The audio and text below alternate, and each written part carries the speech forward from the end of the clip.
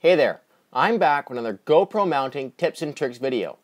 In this video, I'm going to be talking a little bit about the differences between the roll bar mount or the handlebar seat post mount. In the write-ups, they actually sound quite similar, but they're quite a bit different, and there is a huge quality difference between the handlebar mount and the roll bar mount. Now, they work the same. They both have one side, you can see it, the screw is contained, and on the other side here, the screw can come out. When you unscrew it, you see the screw, it'll slide out the side, and you can get it on to anything you want to mount it onto. The sizes, again, this would be for a smaller mount, and the handlebar mount is for a bigger mount. Or sorry, the roll bar mount would be for a bigger mount, and the handlebar is for the idea is for a bike or for a smaller mount. But one of the big things I like better about the roll bar mount versus the handlebar mount is, let's get it undone here, you can have a look. The inside of the, I don't know if you can see it on the camera, but the inside of the roll bar mount actually has an embedded plastic or rubber liner in it, which makes it, when you mount it onto something, it really sticks to it, and there isn't really any sort of twist with it.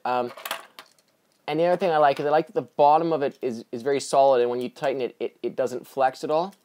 With the roll bar mount, there's quite a lot of flex if you were to screw it down. These sides tend to flex quite a bit as it gets tighter.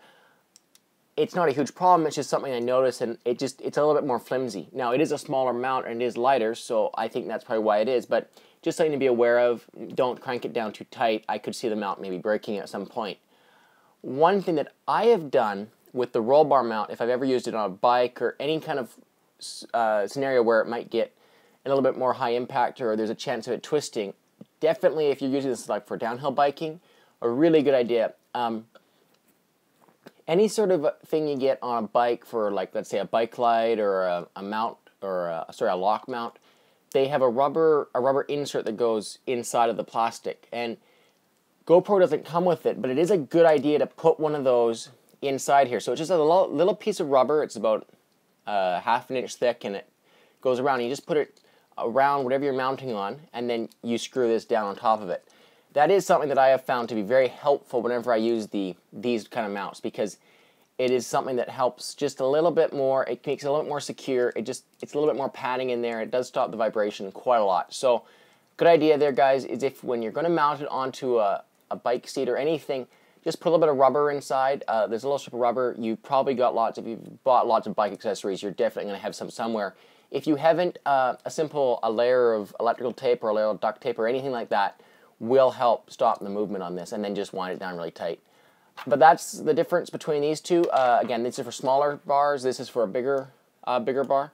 I've had good luck with this onto, I think, of about 2.5 inch diameter. So this is definitely can go around some really big bar.